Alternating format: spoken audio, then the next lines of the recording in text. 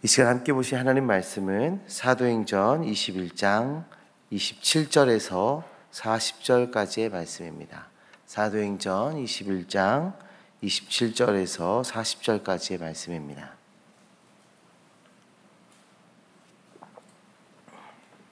이 시간 함께 보실 하나님의 말씀은 사도행전 21장 27절부터 40절까지의 말씀, 우리 한 절씩 교도하여 읽도록 하겠습니다. 그 이래가 거의 참에 아시아로부터 온 유대인들이 성전에서 바울을 보고 모든 무리를 충동하여 그를 붙들고 외치되 이스라엘 사람들아 도라. 이 사람은 각처에서 우리 백성과 율법과 이곳을 비방하여 모든 사람을 가르치는 그 자인데 또 헬라인을 데리고 성전에 들어가서 이 거룩한 곳을 더럽혔다 하니, 이는 그들이 전에 에베소 사람 드로비모가 바울과 함께 시내에 있음을 보고 바울이 그를 성전에 데리고 들어간 줄로 생각함이더라. 온 성이 소동하여 박성이 달려와 모여 바울을 잡아 성전 밖으로 끌고 나가니 문들이 곧 닫히더라. 그들이 그를 죽이려 할 때에 온 이스라엘이 요란하다는 소문이 군대의 천부장에게 들림에 급히 군인들과 백부장들을 거느리고 달려 내려가니 그들이 천부장과 군인들을 보고 바울 치기를 그치니, 이에 천부장이 가까이 가서 바울을 잡아 두 쇠사슬로 결박하라 명하고 그가 누구이며 그가 무슨 일을 하였느냐 물으니, 무리 가운데서 어떤 이는 이런 말로 어떤 이는 저런 말로 소리치거늘 천부장이 소동으로 말미암아 진상을 알 수 없어 그를 영내로 데려가라 명하니라.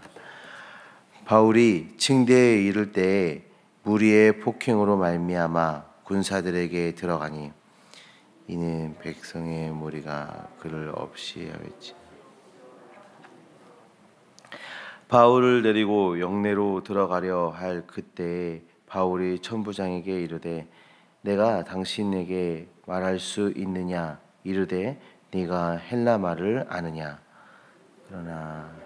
그러면 내가 이전에 소유를 일으켜 자객 4,000명을 거느리고 광야로 가던 애굽인이 아닌. 바울이 이르되 나는 유대인이라 소읍이 아닌 길리기아 다소시의 시민이니 청컨대 백성에게 말하기를 허락하라 하니, 천부장이 허락하거늘 바울이 징대 위에 서서 백성에게 손짓하여 매우 조용히 한 후에 히브리 말로 말하니라. 아멘.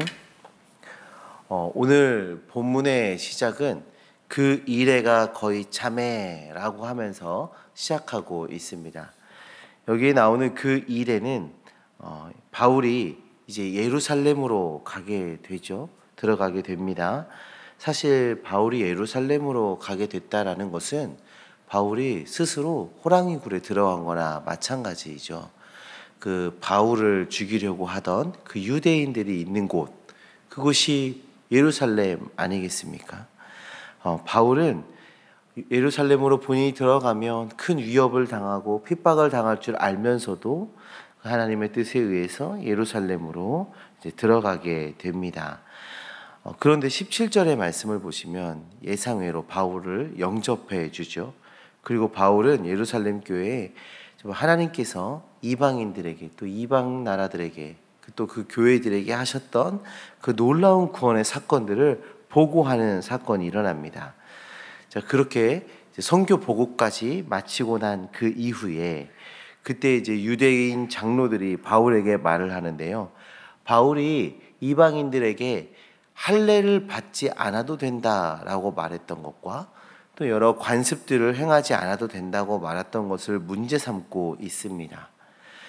보통 유대인들은 율법과 또 할례, 또 관습 이런 것들에 대해서 굉장히 중요시 여겼던 사람들이기 때문에 바울이 그런 발언들을 한 것에 대해서 굉장히 거부감을 갖고 민감하게 반응하였던 것이죠.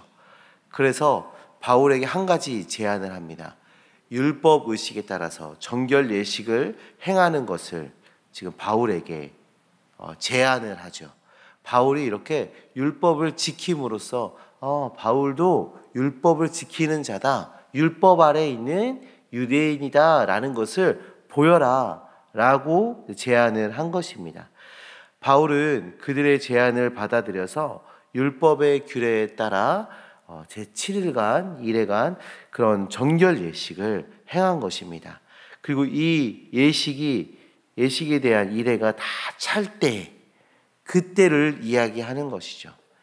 율법의 규례를 행하면 괜찮을 거라고 괜찮을 거라고 말했던 것과 달리 바울에게 바로 위기가 뒤따르게 됩니다. 이 아시아에서 예루살렘으로 들어온 유대인들이 무리를 충동질하여서 바울을 붙들어 죽이려고 한 것입니다. 바울이 이방인 드로비모를 성전에 들였다라고 모함을 하면서 충동질을 한 것이죠. 여기에 나오는 이 붙들다라는 것은 그냥 팔다리를 붙잡은 정도를 이야기하는 것이 아니라 매우 강력한 폭행과 핍박이 뒤따른 것을 이야기하는 겁니다. 지금 바울의 생명이 경각에 달린 순간인 것이죠. 바울을 죽이려는 유대인들의 소동이 얼마나 요란했던지 이 사건이, 이 소란스러움이 천부장에게까지 들리게 됩니다. 그래서 천부장은 군대를 이끌고 바울이 있는 그곳으로 가게 되죠. 그리고 천부장은 바울을 영내로 데리고 오게 됩니다. 하나님께서 바울을 살리시기 위해서 이 로마의 군인 천부장을 사용한 것입니다. 바울은 가는 곳마다 위기가 있었습니다. 가는 곳마다 복음을 받아들이지 않고 거부하는 자들로 인해서 많은 환난을 당했습니다. 그런데 그때마다 하나님께서는 바울을 지키시고 보호하셨습니다. 세상의 모든 권세를 다스리시는 그 하나님께서 로마의 천부장의 마음을 움직여 바울을 지키신 것입니다. 성도님들, 하나님은 우리의 하나님이십니다. 우리가 위기에 있을 때 우리를 지키시는 분이십니다. 세상의 모든 권세를 움직이시고 조종하여 우리를 보호하시고 지키실 것입니다.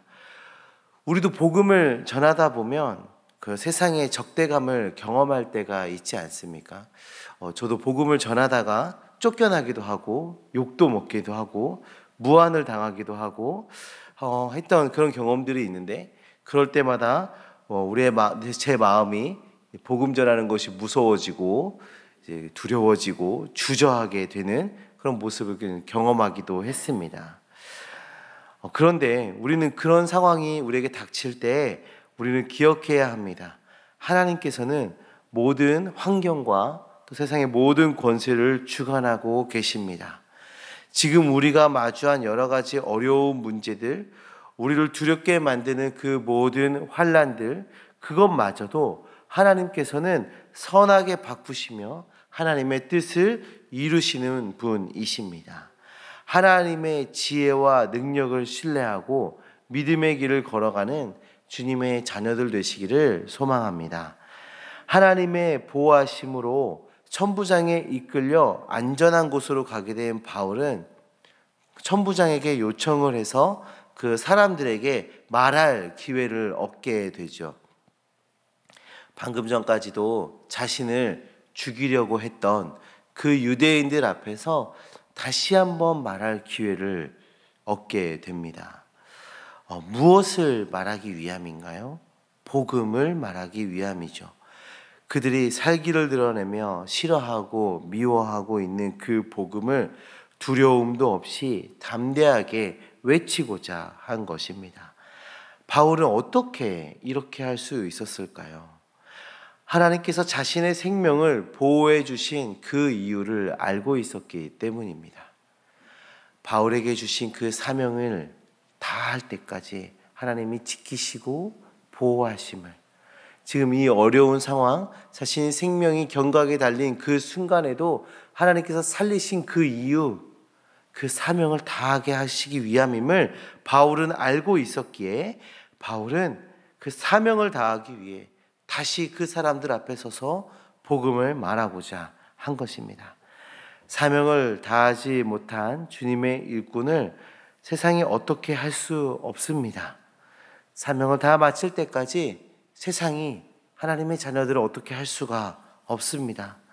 바울은 이를 확신했기에 담대할 수 있었던 것입니다. 예수님도 마찬가지입니다. 예수님께서도 예수님을 대적한 많은 무리들이 있었지요. 그 유대인들의 위협 앞에서 예수님은 아직 때가 되지 않았다라고 말씀하시면서 담대하게 그 사명을 이어가십니다. 하나님께서 맡기신 그 사명에 대한 담대함과 확신은 우리에게도 필요합니다.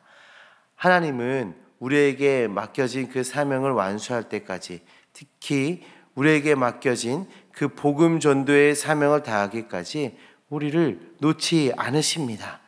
바울은 자기를 죽이려 했던 그 사람들 앞에서 담대하고도 온유하게 복음을 전합니다.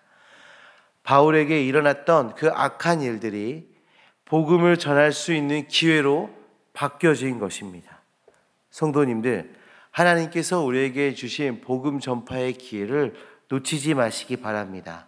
담대하고 분명하며 온유하게 복음을 전파하시기 바랍니다. 어떤 상황이 닥치더라도 하나님의 선하심과 인도하심을 신뢰하며 위기도 기회로 바꾸시는 그 하나님을 신뢰하며 사명을 다해 달려나아가는 주님의 자녀들 되시길 소망합니다. 낙심될 때도 있을 것입니다. 실망될 때도 있을 것입니다. 그 모든 과정도 우리를 온전케 하시는 하나님의 역사임을 믿으시고 그 믿음의 발걸음을 내딛는 주님의 자녀로 나아가시기를 주님의 이름으로 축원합니다. 기도하겠습니다.